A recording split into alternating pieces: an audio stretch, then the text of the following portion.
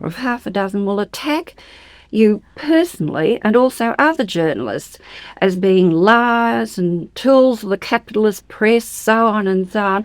Now, I would never dream of going somewhere to somebody, say, who is a doctor and turning on the doctor and saying, well, you're always hacking people up and you charge too much and so on and so on. I just think people are extraordinarily rude to journalists. Yes, it's interesting that you do tend to think of, there's the newspaper image of journalists. The sort of Hollywood image of a journalist is not an accurate one in your experience, is it? Oh, I don't think so, because, of course, that's all glamour business or very eccentric. And these days, certainly you don't get very many eccentrics on newspapers. Once upon a time you did. What are they, all 9 to 5, all sort of more or less, family men? More or less. Okay. Heavy drinking, hard drinking still okay? Amongst some, but not on the whole. But I suppose if you go around to the pub, there's always a few people there, not necessarily always the same people. And on our emergency list of telephone numbers, there are the 3 nearest pubs. Like the Phoenix at the Didn't you have a line through from the reporter's room to the Phoenix? Or was that was maybe folklore? But I don't remember. Yeah. Is there much sort of waiting time? In journalism, and you're sitting around waiting to be sent out on an assignment when you're a reporter? Well, it depends upon the type of work you do. If you're working on the general pages, or even, let's say, in a department, not as the head of a department, you then are told by the head of the department or the chief of staff what job you will do. Now, usually it's not so much a matter of sitting around as trying to do 3 jobs at once, because there's always a shortage of people, or always seems to be a shortage of people. But in the self-generating area, which has been my area all along, you can make yourself work hard, or you can walk around the place and pretend that you're very busy reading things, and all the time you're just putting off and putting off. But there is that ultimate responsibility of having to do something by a certain deadline. You're working to a deadline. You're working to a mental deadline. And how you do it is more or less up to you. That's right. I just thought of a question there, which went ahead. Now, have you managed to combine working as a journalist with its odd hours with raising a family? Yes, but my hours haven't been particularly odd. I've mostly worked in the daytime, and it was only while I was single that I was working at night. So I've found no particular trouble at all. You work Saturdays, don't you? Not now. I used to, but that was very handy because I enjoyed working on a Saturday. My husband was at home looking after the children, and I had a Tuesday, I think it was, off so that I could do shopping or whatever I wanted to do without any interruption from the family. And your husband was a journalist too? Yes. Yes. Do you think that perhaps it's easier if you have, if you're both in the same profession, as it were? Does it help? I think so. I've often felt guilty that we used to go home, and of course we were working on different papers, but we each knew the setup of the other papers, and we'd talk shop to the point that I think we excluded the children. So I never wanted to be a journalist. No.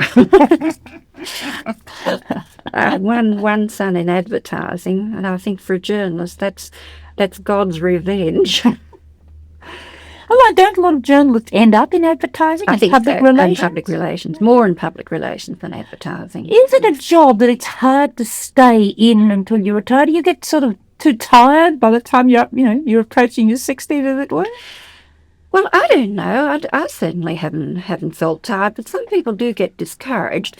And also, in order to earn more money, you generally have to become an executive, which I think is very bad, because some people are not cut out to be executives. They are writers. And others do go into the higher paid area of public relations.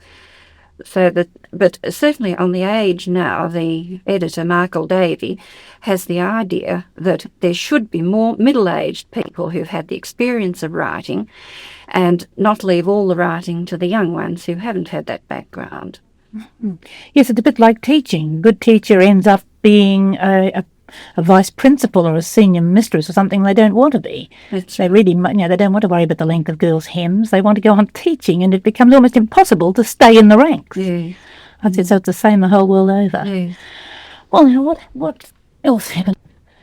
Yeah, well, how did you start in radio? Go on, I couldn't.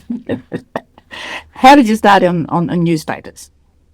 Well, I started, first of all, I lived in Wagga, and my shorthand was good. I got onto the Daily Advertiser there and took down the war news from Sydney Australian United Press on the dictaphone and in shorthand, and then went to the Daily Telegraph to do shorthand monitoring of the overseas radio broadcast.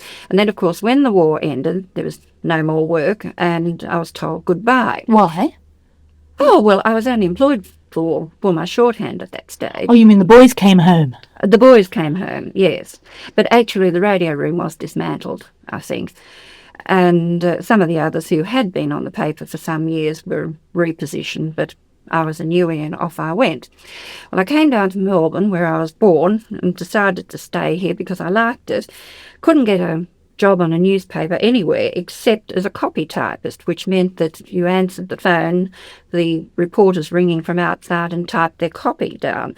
Well, I was 4 years there. I liked the people I worked with, but I loathed the job from the bottom of my soul because I always wanted to correct everybody else's copy. And what happened? Well, finally, that plaguing and persistence, which I keep on talking about, I managed to get a job on the social page. Didn't like the idea at all, but that was that, and it was a leg in. And then, as newspapers those days seemed to have more purges than they have now, and quite a number of people were put out of work then, put off the paper. And I wasn't sacked, but I was told I could go back to the phone room, and I just refused to, and I left and went into public relations for a number of years. And that was when I got married round about then, had a couple of children in fairly quick succession, and didn't get back into newspapers proper until 1960. See, that was back to the time I knew you. I remember when you went back onto the Daily. That's I've right. known you for 20 years now. More. Is that awful? Mm. Good gracious me. Yeah, because I dropped the Folklore Society when I went back, because that in a way was a substitute for talking to people. But seeing I was talking to people all day, I didn't want to then go through the same routine of that semi-interview type of. So you actually, I suppose, after talking to, that's a good point. Do you find that this talking to people all the time, continually firing on all fours? You fire on all fours? I don't know. Do you find that talking to people all the time, that giving out, asking questions, interviewing people, don't you find that it's a very, do you find this a very demanding occupation? Is it tiring? Do you go home at night exhausted? No, I don't go home exhausted, because I'm genuinely interested in what people are saying. So therefore, it is a conversation with a purpose.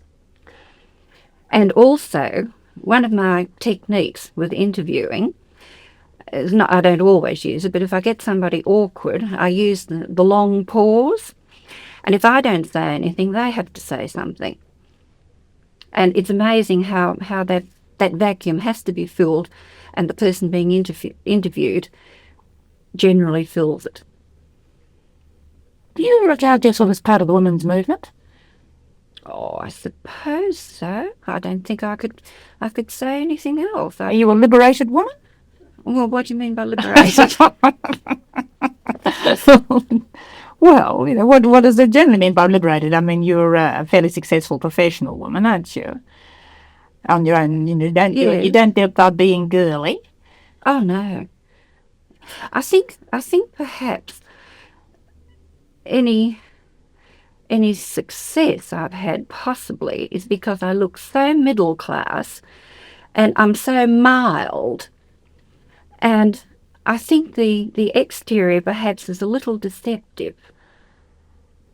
You think people don't think you could be doing any harm? That's right. Always polite. You ever rude to people? You mean, do you ever really get people that you find so objectionable that you just want to tell them where to go and I might want to, but I don't. Now, I suppose that you avoid interviewing people that you don't like. Oh no, that's not true, because What's not true? I don't. Oh, think about it. Yes, I don't try to avoid interviewing people that I don't like, because now that's a back to front sentence, isn't it? Yeah, that'll do it. Wait a minute. I suppose you have to interview all sorts. How would that do? I suppose you have to interview all sorts of people, whether you like them or not. Well, liking doesn't come into it, because if there's a story there and there's somebody's attitude is going to affect events or something, it doesn't matter two hoots whether they're likeable or not likeable. And it's a case of just getting the story.